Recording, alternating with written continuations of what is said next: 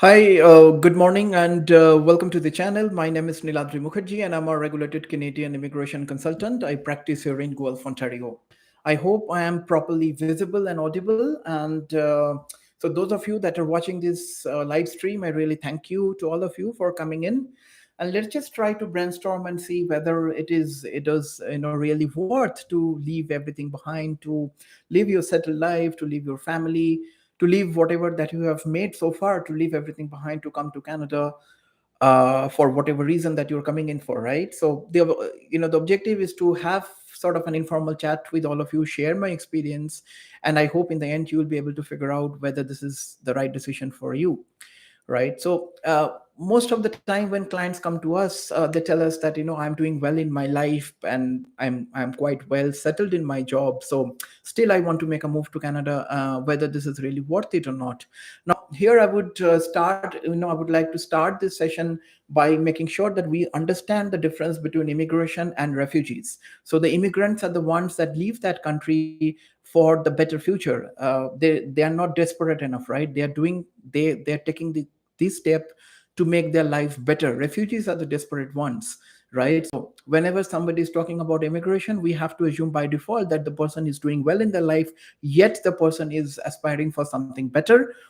The definition of better could be very different from one person to the other, but yet they're seeking for something better that is currently missing in their life, which is why they're trying to immigrate. So like everybody else, I was doing well and back home, I had a settled life, I had everything that a 33-year-old could aspire for at that point in time, yet I have decided to leave everything, literally everything, pack everything, like whatever we could, in four suitcases, and my wife and I just landed in this country. And at that point in time, we did not know literally anybody. So it was just me and my wife at that point in time. And eventually we know people, eventually we built up something. So these are the points that I'm trying to talk today are purely from my own experience. It could vary from my experience to obviously from somebody else's experience, right? So why did I move, and what did I actually find out after living in this country for last couple of years?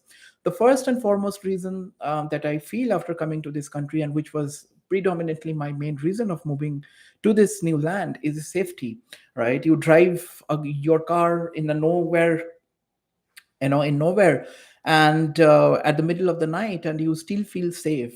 You will still not feel literally unsafe literally any corner of this country, right? You may feel unsafe because of the animals, but you will not feel unsafe because of any act of human being, right? Which was a major problem in my country, at least at that time.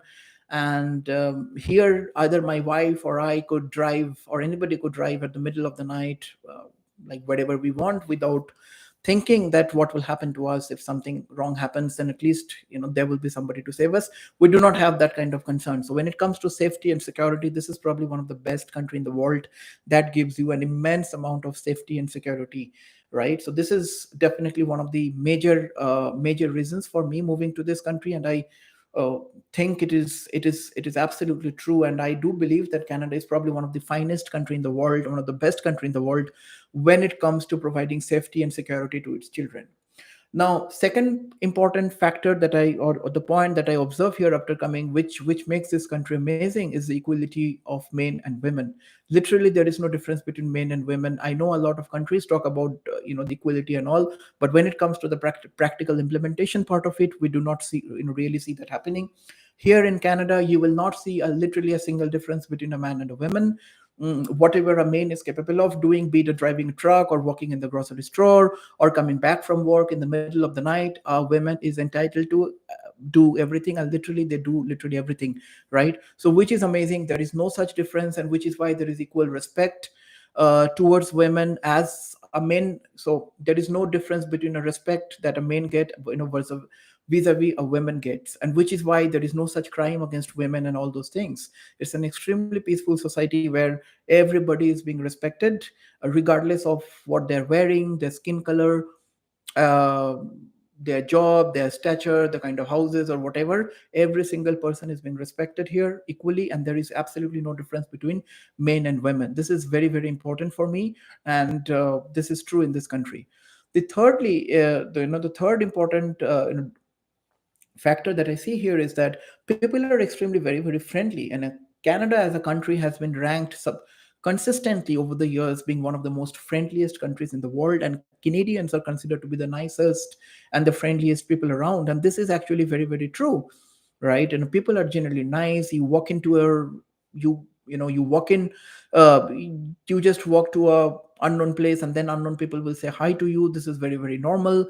People will acknowledge your existence. So definitely the friendliness is there. Well, there are bad apples are there everywhere, but at least 9 out of 10 people that you meet, you'll find that people are extremely genuinely helpful and genuinely friendly, which is quite amazing. Now, this country overall is a very, very immigrant friendly country, right? The government knows that this country cannot survive without immigration and really values immigrants. So, when you come to Canada from a different country, you obviously have to take your survival jobs and all those things. These are just part of the process to be able to synchronize into the system, to be able to be a part of the society. But the government takes care of you when it comes to that, and make sure that everything is there properly, the infrastructure wise and everything else. You'll get your training, you'll get your language training if need be, and everything else has been taken care of quite well. So you will not really feel left out being an immigrant. So there is no difference between an immigrant and a citizen, and the government takes care of you really from day one. So this country is definitely for sure is an immigrant friendly country, and you will not really feel that you are living in a country which is not really on your own, at least in the initial few months or initial few weeks of you being in Canada, right? Other important factor that mostly people concerned about when they or when they make a move from their home country to Canada is the better future of the children. Yeah, and this is true for most cases. I say most because obviously there are some concerns about child raising here among some parents that I see. I personally do not face any such concern, but generally speaking, your child will be will be able to get an education, a world class education in a free public school. Now, obviously, we'll all know it's not free. It's government funded. It's from your tax dollar. But yet, the kind of education that they get, it's a very different kind of education that at least we have received from India. It's not really bookish kind of education. The schools here make your child more, I would say, more practical oriented. How to talk, how to say, hi to people. Your etiquettes, your dining table etiquettes, and they make you more outdoor oriented, more practical oriented. And when the child grows up, obviously it's a safe haven for the child, right? It's a safe future for your child. So better future of your children, better future of anybody's children is definitely one of the primary consideration when people make a move to Canada. And I could see it from my personal experience as well, that obviously I'm blessed to have my child born here, and I'm quite certain that I'll be able to give the kind of future that I will not be I wouldn't have been able to given to him if I was back home. So better future of one's children is definitely one of the important factors for you to move to Canada, right?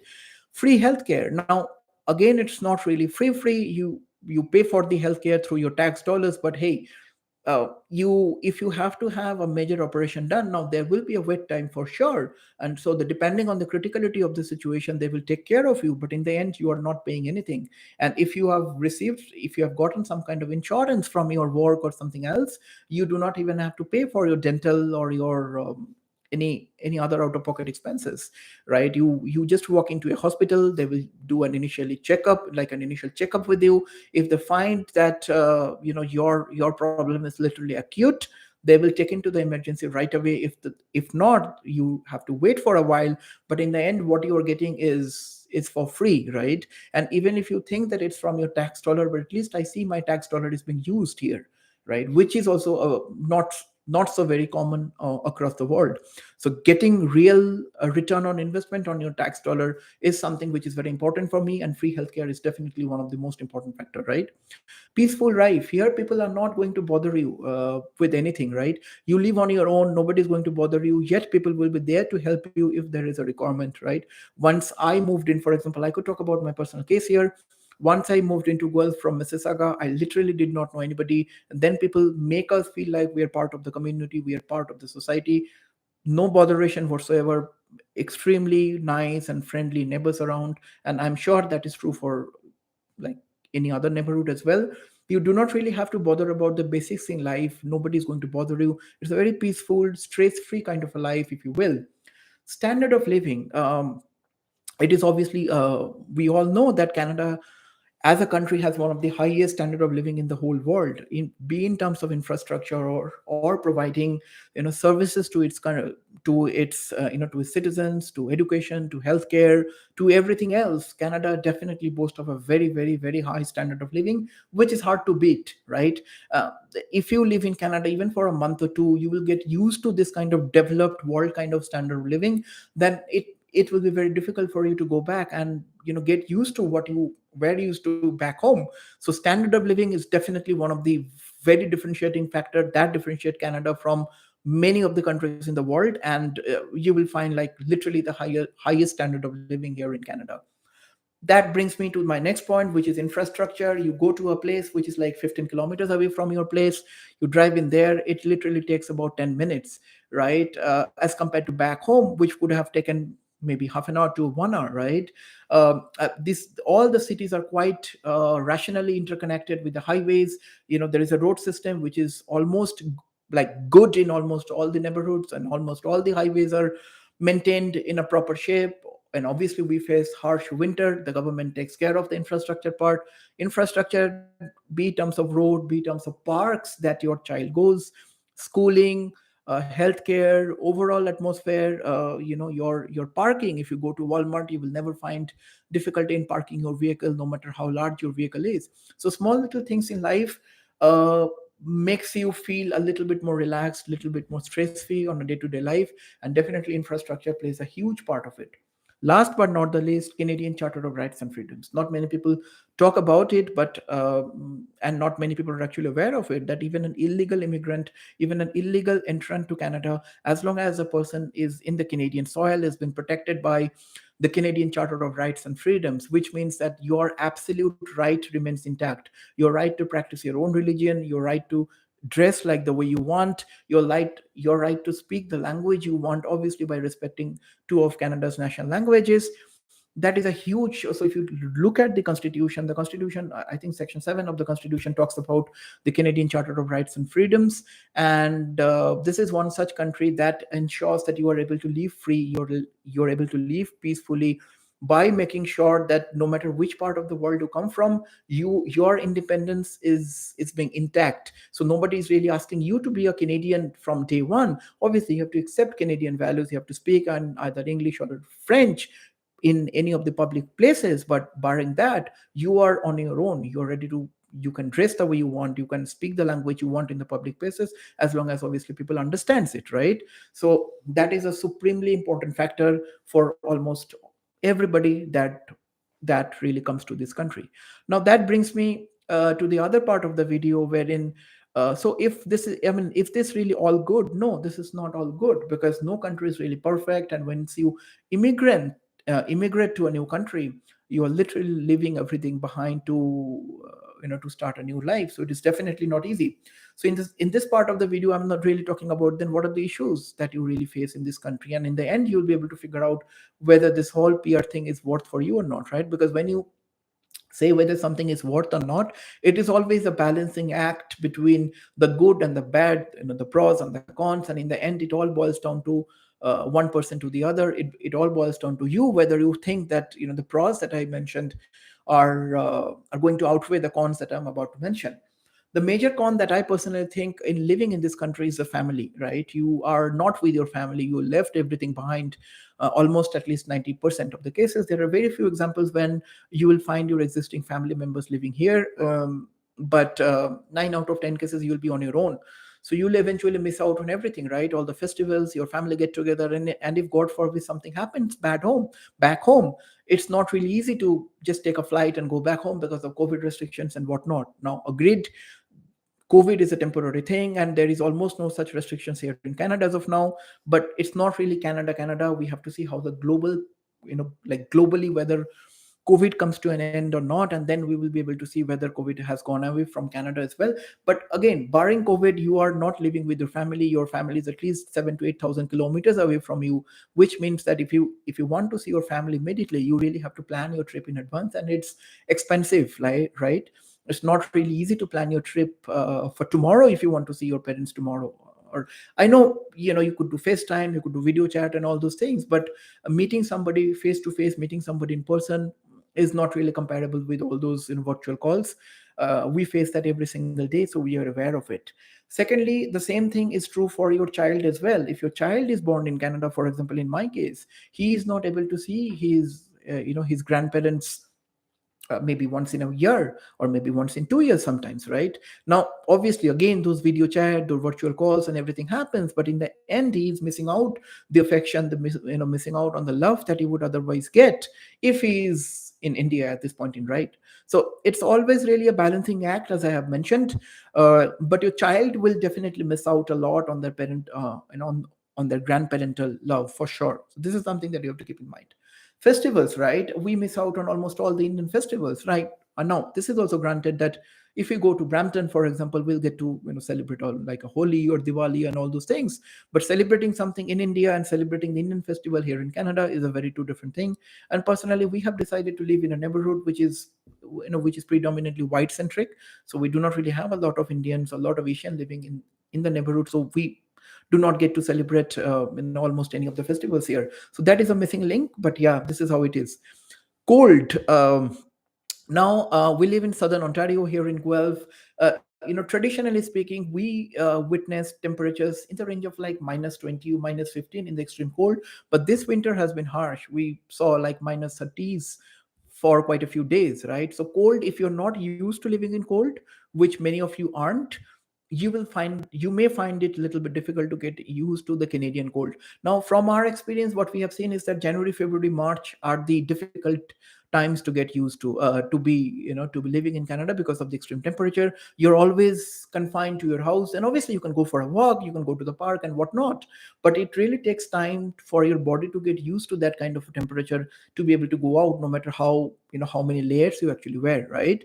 And then there will be snowstorms and whatnot, where the schools will be closed, the offices will be closed, and there you're literally confined into your home. So this makes some people depressed if they're not really habituated. But Jan, Feb, March are like 3 months. That is even after all these years, is a little bit more problematic for us to go through. But yeah, I mean, as I've said, like, this is what it is, right? Last but not the least, you're completely on your own, right? In India, for example, we are used to having maids and cooks and all those things. A plumber, you can call a plumber, the plumber is going to come in the next 10 minutes. You call an electrician, the electrician will be there in the next 30 minutes. Here, this is not like that. 99% of the cases, you will be expected to do things on your own, because you can still call an electrician, but the electrician is going to charge you at least 100 Canadian dollars per hour. You can still call a plumber, the plumber will then have a waiting time, and he's going to charge maybe 150 Canadian dollars per hour.